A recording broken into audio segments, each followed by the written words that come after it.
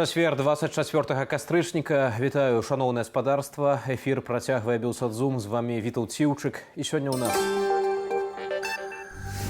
хлусня, цынізм і маніпуляцыі. Лукашенко даў інтэрв'ю BBC, у якім пераконваў, што Марыю Калеснікаву не ізалююць ад сям'і, ды спрабаваў няўмела апраўдацца за напад на Украіну. Рэжым спяшаецца з гэтак званымі выбарамі. Сергей Навумчык і Павел Усаў заклікаюць не хадзіць на ўчасткі. Размаўляем з былым кандыдатам на прэзідэнта. Працяг беззаконня. У Менску дзяўчыну затрымалі за белыя і чырвоныя стужкі, затрыманні ў Браславе і на Магілёўшчыне. Ён панёс такую лухту, што нават я здзівіўся. Гэтак амбасадар Украіны ў асаблівых даручэннях у справе Беларусі Ігор Кізім пракаментаваў заявы Лукашэнкі.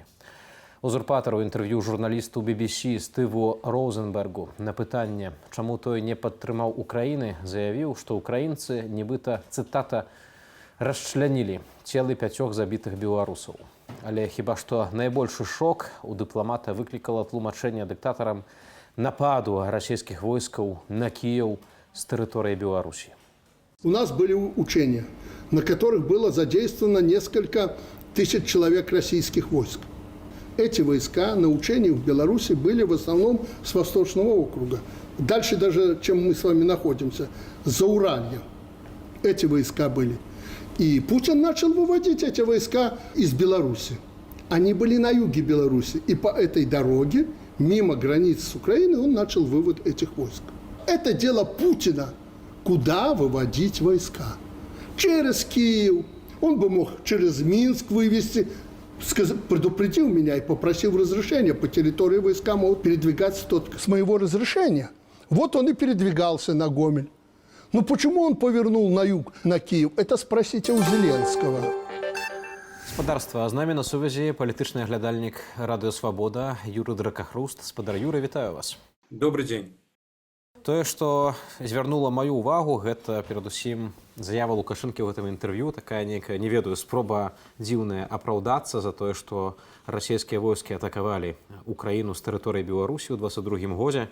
І там Лукашенко некую ўвогуле дзіўную такую канструкцыю прыдумаў, што, маўляў, гэтыя войскі проста вярталіся з вучэнняў, і хтосьці іх там справакаваў, таму вось Пуцін вырашыў, што яны пойдуць на Кіеў.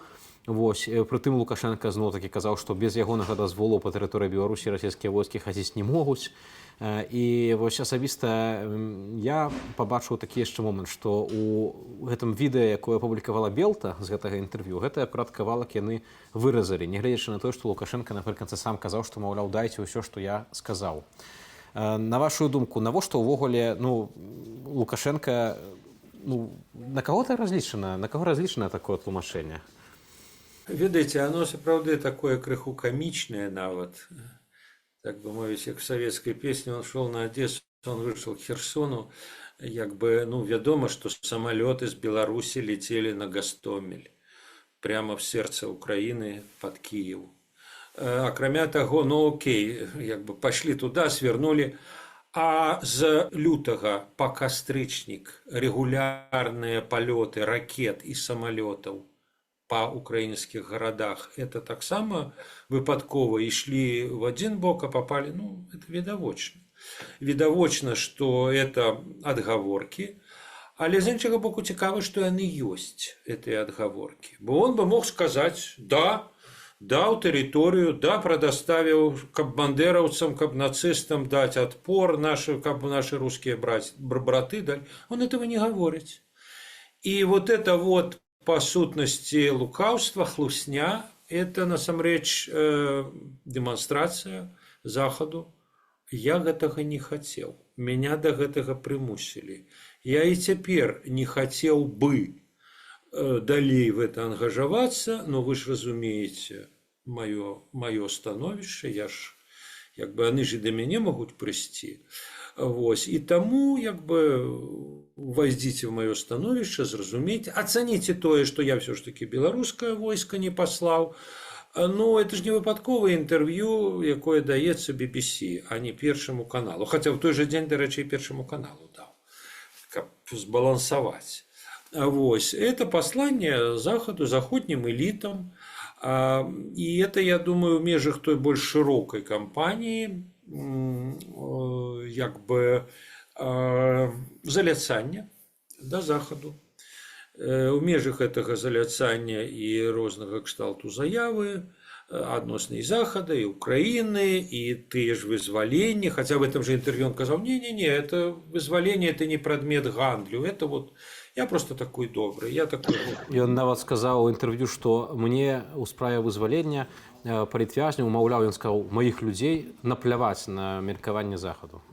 Ну, ясно, что не наплевать. Тем более, что как бы, люди не настолько отказаны, не настолько высоких посадах, и кшталту вот Юрия Воскресенского, который вот в размове с Судаленком щиро сказал, что ну да, ну, чакаем плюшки.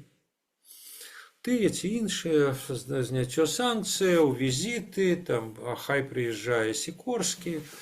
Хай нават санкцыі не здымаюць пакуль, але вот хай Сікорскі за пачобу там прыязджае. Так што, але і это зразумела, чаму ён так не гаворыць, таму што ён разумее, што калі будзе публічна сказана, што я вызваляю таму, што этого хоча Захад, ну, это можа вызваць некую дэстабілізацыю внутры Беларусі, внутры ўладнай эліты. І таму ён всяляк это пытанне як бы выводзіць, што не-не-не, это не тычыцца, я просто вызваляю. І хочу з вами мириться. І хочу, як бы, я ж заўсёды марыў пра нармальныя адносіны. І там, дарэчы, цікавая агаворка такая. Ну, і іх вот некалькі таких вот по тексте расставлены, но они так запакаваныя, што як бы і не придерешься.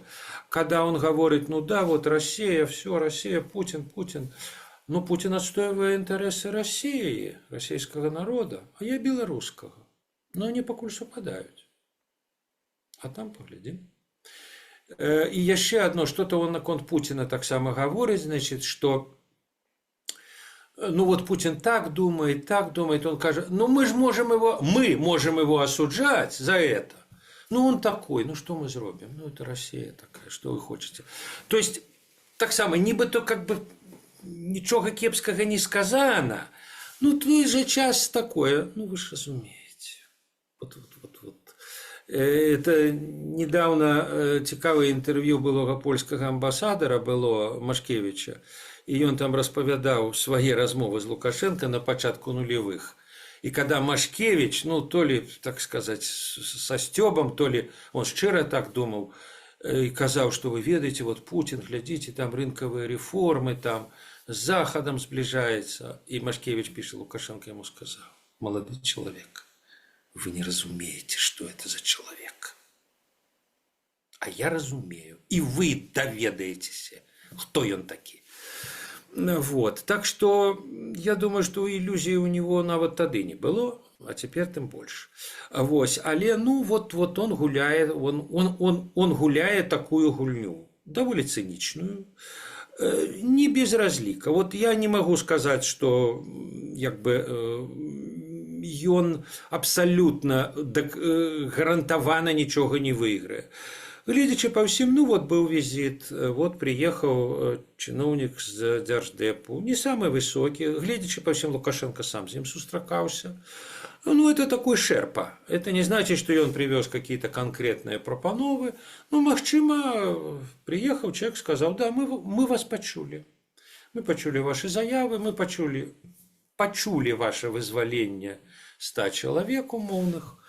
Ну, давайте поговорим, давайте высветлим, что вы хотите, что мы хотим. Ну, про что Лукашенко изноў жа і сказаў. Он там больш, конечно, распавядаючы Розенбергу про тое, як ён як бы з імі размаўляў, што ён там Россия, Китай, тут, ну, такой, ведаеце, демиург, кіраўнік всего свету. Он заходников учил, это все довольно забавно выглядало, конечно. Але я думаю, что больш конкретное пытанне там абмяркоўваліся, і он, дарэчы, таксама про это сказаў, што ну, там і ўнутраную палітыку беларускую таксама абмяркоўвалі. Калі кажам пра тое, што робіцца ў Беларусі, то журналіст BBC Стыв Розенберг таксама запытаў пра палітвязняў, пра тое, чаму Лукашенка не вызваліць усіх палітвязняў, калі ён лічыць, што за яго 80% грамадства, чаго ён баіцца. У прыватнасці запытаў таксама пра лёс Марыі Калеснікавай, ад якой няма звестак ужо проста працяглую колькасць часу. І Лукашенка тут пачаў казаць, што, маўляў, усё нармальна, што, маўляў, і сям'я мае да яе доступ. Зноў-такі, ці ёсць тут увогуле нейкая логіка, калі, вядома, што гэта можна спраўдзіць, праверыць, і той самы журналіст BBC пасля, калі закончыў гэта інтэрв'ю, таксама мог бы яшчэ раз спраўдзіць, так, пра тое, што насамрэч родзічы не маюць доступу да Марыі Калеснікавай. Навошта так адкрыта хлусіць? Для таго ж, каб сказаць, што тое, што мне прапаноўваюць за іх, мне мало. Вот сутнасць таго, што он сказаў. Это на звычайную мову перакладаецца такім чынам. Я магу вызваліць. Магу Калеснікаву нават вызваліць. Умова таксама выказана, выстаўленая. Хай напіша прашэнне аб памілаванні. І тут он не сказаў, што я вызвалю. Я разгляджу. Мы паглядзім. Это абсалютны гандаль. Абсалютны гандаль. І ён не збіраецца вот просто так кого-то вызваляць. Он не першы дыктатар, который трымае людзей в заключенні. В этом сэнсе варта сказаць пра это. Некаторыя беларускія аглядальнікі адзначаюць, што это ягонае няшчасце, можа, пэўнае шчасце беларускага народу, калі так можна сказаць. Што Беларусь адна з нешматлікіх аўтарытарных краінаў, дзе лёс палітвязняў это прадмет палітычнага дыялогу з Захадам. Про это можно размаўляць, про это Захад размаўляе, а што вы, умоўна кажучы, колькі палітвязняў у Китае, в Азербайджане, в Египте, в Туреччине нават. Кто-нибудь з этими краінамі размаўляе про тое, што а вот как там ваши палітвязні, а за што вы іх вызваліць? Это не пытанне парадку дня размовы з этими краінамі. А з Беларусью парадку дня. І тут Лукашенко, як бы он не казаў, што да не, это вас не тычыцца, не ваша сабачья справа. Это іх справа, і ён это ведае, і ён з імі размаўляе. Шчокі надуваць, это нармальныя паводзіны дыктатара. Но это так заўсёды было, і так будзе. Пытанне палітвязняў будзе ў парадку дня. Это не значит, что ему за их вызволение, что называется, отсыплют золото, и все санкции сдымуть, и в лобик будут целовать, не будут, не сдымуть. Все, прынамсі, не здымуць, але размаўляць пра тое, што за што, з ім будуць, і з ім размаўляюць. Наогул, гэта інтэрв'ю было поўнае такіх абсурдных і наўпрост хлуслівых заяваў. Адна заява так трошкі хутчэй рассмяшыла, гэта пра тое, што, маўляў, Лукашенка ад журналіста BBC даведаўся пра дату выбараў, кажа, што вось вы першы, хто мне пра гэта гаворыць. На вашу думку, ўсё ж такі, а навошта Лукашенка так спяшаецца з гэтымі выбарамі, з гэтым працэсам? Ён лічыць, што за гэты кароткі тэрмін паспее, калі ён дае нейкія сігналы захаду, як вы кажаце, ён лічыць, што за кароткі тэрмін паспее, не веду, нешта выгандліваць ад заходніх дзяржаваў? Не, я думаю, што тут другія моманты, другія фактары так падціскаюць. Першае – это эканоміка. Справа тым, што шчыра скажам, у 2024 годзе становішча эканомікі вельмі някепскае. Прынамсі, валавы ўнутраны прадукт расце, нягледзячы на санкцыі, і нават все міжнародныя агенцыі, там Міжнародны валютны фонд, Всесветны банк, яны па меры хады года падвышалі свае прагнозы. На пачатку года там, што на 1% вырасце, потым 2, зараз ужо 4, оно дзесьці вот так 4, хутчэй за ўсё напрыканцы году. І будзе это не кепскі вынік. Але все эканамісты кажуць, што эканоміка, все незалежныя эканамісты кажуць, што эканоміка перегретая. І што вот это вот, так бы мовіць, шчасце, оно можа вельмі хутка скончыцца. Акрамя таго, беларуская эканоміка вельмі шчыльна завязана на расійскую, і ў расійскай падобныя з'явы. Там таксама эканоміка перегретая. І Цэнтрабанк там сціскае яе ўжо стаўкай рэфінансавання до 19, я не буду в дэталі ўдавацца. Іншымі словамі, і ў Расіі можа адбыцца спад, рэзкі, даволі істотны спад, ну прынамсі замедлення тэмпаў. Можа адбыцца дэвальвацыя, што кажуць эксперты, а паколькі ізноў жа беларускі рубель з расійскім вот так, і беларуская эканоміка больш адкрытая, она большую частку того, что вытварае, продае, то все может ляснуться. Это не значит, что обовязково ляснется. Ну, может. И как бы это не залежить от, нават от Лукашенки особо не залежить. Ну вот умовно кажучи, упаде российский рубль и может істотно посыпаться в Беларуси. Вот. И тому покуль не сыплется, покуль все трымаецца, вот, дацягнуць як мага раней закрыть тему, чтобы никаких як бы нечаканасцяў ужо ну вот не было. Это один момент. И другой момент, я не выключаю, что он хочет как-то вот поранее вырашить пытание с президентскими выборами в святле магчымых мирных перамоваў по Украине. Они могут пачацца, калі президентом будет абраны Трамп в США. Трамп сказал, что я еще до инаугурации, то есть до студеня, 21 студеня инаугурация, я з большага паспрабую вырашыць это пытанне. Ну, он кажа, что я вырашу. Але, дарэчы, калі прэзідэнткай стане Харрис, ніадкуль не вынікае, што яна крок за кроком будзе паўтараць палітыку Байдена. Да, она была вице-президенткой, але вице-президенткой. У нее нема, вот як кажут, patch dependency, вот, залежности от каляины. Она не обязана проводить доклад на политику Байдена. И она может зрабіць какие-то коррекции американской политики. И тому вот как бы, калі, умовно кажучи, эти перамовы пачнуцца, напрыклад, в канцы студзеня, напрыклад, ці ў лютым наступнага года. А Лукашенко уже кшталту обновил мандат. Спадар Юрый, дзякуй вялікія за гэтую размову. А з намі на сувязі быў палітычны аглядальнік Радыё Свабода Юрый Дракахлук. У Браславе за так званы экстрэмізм судзілі 4 мясцовых жыхароў. Сярод іх спецыялістка ў сацыяльнай працы мясцовага тэрытарыяльнага цэнтру сацыяльнага абслугоўвання насельніцтва Анжаліка Пілат, а таксама вядомы паляўніцтвазнавец Олег Селях. Ён кіруе рэгіянальнай структурай беларускага таварыства паляўнічых і рыбаловаў. У Менску затрымалі жанчыну на матацыкле. Ёй пагражаюць крымінальнай справай за нацыянальныя колеры стужак на шлеме. На Магілёўшчыне затрымалі Александра Лапачэнку. Іншыя навіны Беларусі і свету у нашым аглядзе. Расейцы расстралялі яшчэ 4 украінскіх ваеннапалонных, якіх захапілі пад Селыдавам. Параненых і бяззбройных жаўнераў дапытвалі і здымалі на відэа. На наступны дзень, калі ЗСУ вярнулі пазіцыю, яны знайшлі целы 4 ваеннапалонных. Такія забойствы ёсць грубым парушэннем жэнеўскіх канвенцый. Украіна мае доказы ўжо каля сотні такіх злачынстваў.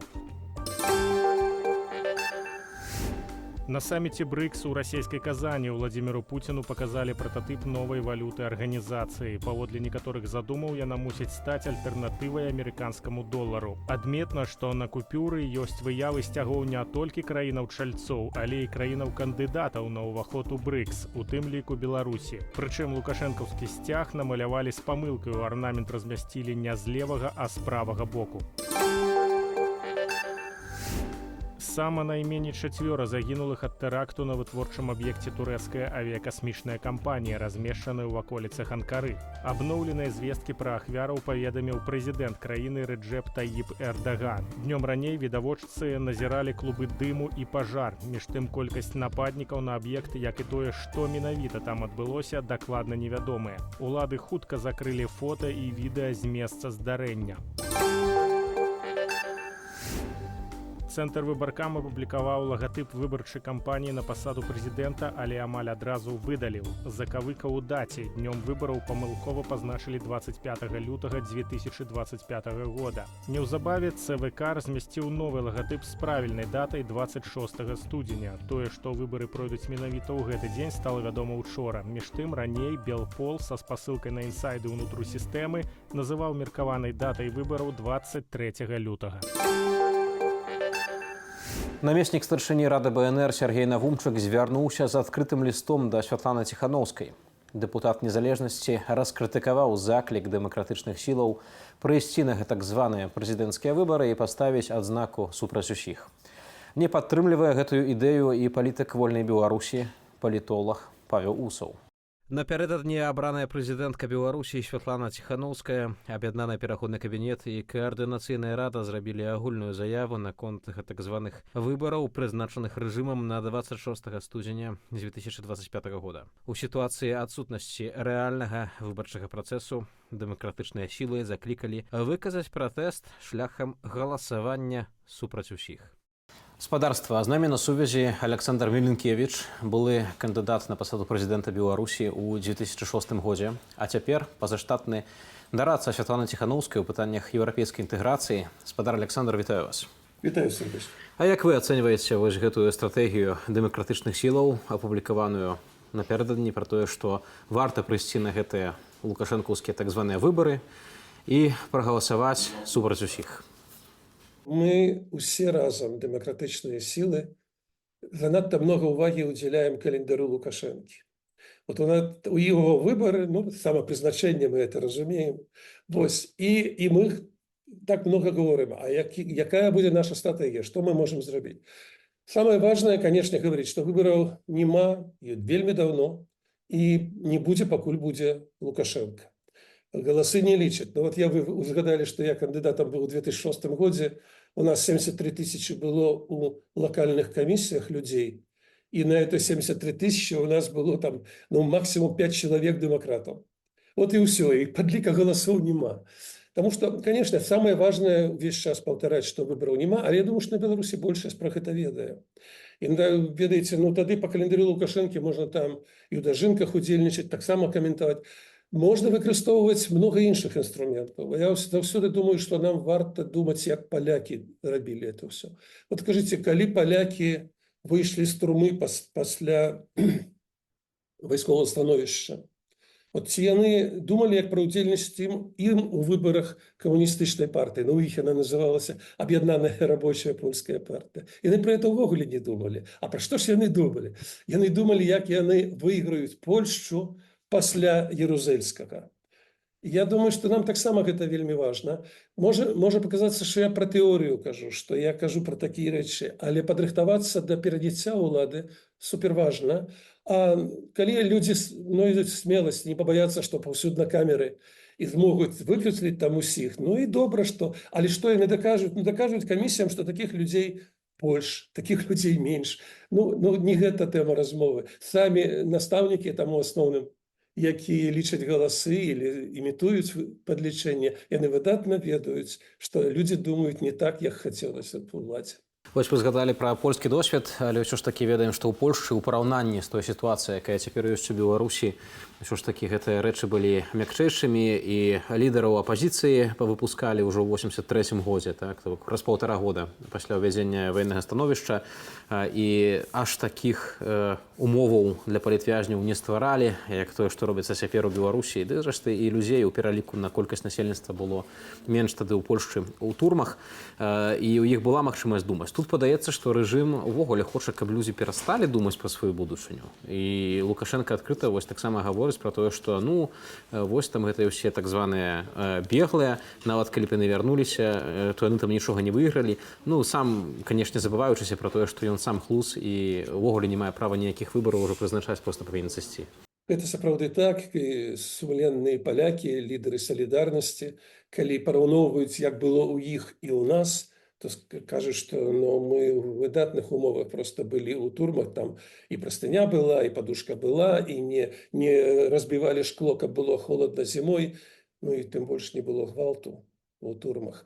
Вось. Это была просто изоляция лідерах солідарнасці ад грамадства. Сапраўды у нас страшны тэрор. Я яшчэ об одной рэчы думаю, што калі мы так много увагі чарговым там падзеям календара дыктатуры уделяем, гэта кепска, таму што тыя людзі, што ў краіне, ну, напэўна, не гэтага ад нас чакаюць. Вот трохі іншага. Я знаю, ну, лёгка таксама параіць, а што ж рабіць, каб яны адчулі, што яны нам цікавыя, што мы ведаем, што трэба зрабіць.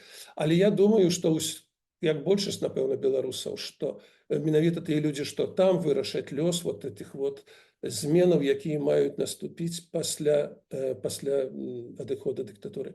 Вот мне вельмі цікава, вот, ці мы удзелім вялікую увагу зараз, мы дэмакраты, тое, што адбываецца ў Грузіі, а цяпер вот на днях у Малдове. Ведь гэта просто сцэнарыі, якія для нас пасуюць і будуць у нас рэалізоўвацца. Москва там, я не знаю, некалькі сотняў мільёнаў выдзеліла на гэтыя выбары і просто купіла электарат, які не вельмі багаты. І амаль ліквідавала той адрыў там праеўрапейскіх сілаў. Это важна для Малдовы сёння. І сёння такі статус-кво, і ні тых няма у большасці. І таму я думаю, што нам вельмі важна працаваць, вот што б я рабіў увесь час, скажу. Я б рабіў узмацненне грамадскіх структур па ўсіх краінах, якія ёсць. Грамадскіх структур, яны па-ранейшым ёсць, ініцыятывы гэтыя дзейнічаюць у Беларусі. Я з імі сустракаюся з гэтымі актывістамі. Яны, конечно, не могуць хадзіць па вуліцах са сцягамі, але яны робяць много рэчаў і па экалогіі, і па культуры, і па гісторыі, і так далей. І вось наладзіць гэтую ўзмацненне грамадзянскай супольнасці, вот это номер адзін задача для нас. То бок, увогуле, на вашу думку, варта ігнараваць нейкія такія падзеі рэжыму, ягоны каляндар, як вы кажаце, і не варта увогуле ўдзельнічаць у гэтым всім. Я знаю, что от лидеров оппозиции сённяшней демократичной потребуют, что дайте нам план перемоги, дайте нам план, что на выборах робить. Это натуральная просьба. Але трэба шчыра сказать, что не гэта вырашае наш лёс, и больше нават гумору у гэтым павінна быць. Ничто так не нищит диктатуру, ничто так не узмацняе страх, как умение посмеяться. Но мы вот смех как-то и забыли выкарыстоўваць. У Польши, до речі, был такой классный значок, я его добра памятаю, калі поляки ходили и казали, что мы супраць этой улады, они вот тут у лацкану пиджака ставили такие резисторы, сопротивления такие чырвоненькие. Ну, зараз интегральные схемы, не все ведают, что такое было. Там были конденсаторы, были резисторы, але этот резистор позначал маленький знак, позначал то, что «а я супраць». Я сопротивляюсь, бо это сопротивление. И потом милиция гонялась за этими людьми, хапала за лацканы, вырывала это все, и вся Польша смеялась. Я не кажу, что все можно переняць, але есть пэўныя рэчы, якія ўзмацняюць дух больш, чым календар Лукашэнкі. Сапраўды, у нас на лацкан ніякі значак не павесіш, таму што чалавека адразу просто не проста яго вырваць, так, яго адразу ў турму укінуць. Я хацеў яшчэ закрануць такое пытанне. Сергей Навумчык, дэпутат незалежнасці, ён звярнуўся з адкрытым лістом да Святланы Ціханаўскай. І ён кажа, што, маўляў, гэта згубная стратэгія таксама удзельнічаць у гэтым календары, увогуле прыйсці і сказаць Лукашэнку сваё «не». І ён згадвае досвед рэферэндуму, псеўдарэферэндуму 2004 года, калі быў узняты гэты вось ліміт прэзідэнцкіх тэрмінаў, і ён заклікае Святлану Ціханаўскую перадумаць. Ці вы таксама можаце далучыцца да такога закліку? Ну, по-першае, калі мы кажам не прыйсці на участкі, то это все ж таки называецца звычайна байкот. І пра байкот уже дыскусія 1000 гадоў была на Беларусі, заўсёды байкот, удзел, байкот. Я за удзел был заўсёды. І па простой причине, што мы мусім прыйсці да людзей, мець магчымасць легальна сустрэцца, і на мітынгах так было раней калісьці. І таму лепш, чым байкот. А байкот у дыктатурах рэалізаваць немагчыма. Это мара. Было б файна, каб яны все не прыйшлі, але іх прыгоняць, бо ёсць страх зараз папросту фатальны, і ўсё роўна іх прымусяць гэта зрабіць. І нават не толькі ў меншых гарадах, нават такіх гарадах, як маё Гродно, таксама прымусяць прыйсці. Ёсць спосабы, адресы ёсць, прыходзяць, прымушаюць з міліцыянерамі. Таму я байкот не веру. Можам прапанаваць людзям, а людзі скажуць, што яны далекія ад рэчаіснасці. Байкот немагчымы, выкрасліць, гэта больш рэальны сцэнар. Але яшчэ раз скажу, ну давайте мы не уделять так много увазе Лукашэнцы вот у гэтым выпадку, калі ён сам себе прызначае, самим выборам, ну нема выбору, нема, это ўвогуле не існуе у нас. І таксама думаць стратэгічна, а не жыць падзеямі, якія навязвае нам рэжым. Александр Меленкевич быў госцем маёй размове ў праграме «Белсадзум». Былы кандыдат на пасаду прэзідэнта ў 2006 годзе, а цяпер пазаштатны дарадца Святланы Ціханаўскай у пытаннях еўрапейскай інтэграцыі. Спадарства, калі для вас гэта бяспечна, падпісвайцеся на наш YouTube-канал «Белсад Ньюс», стаўце ўпадабанні і каментуйце. Волі і міру вам!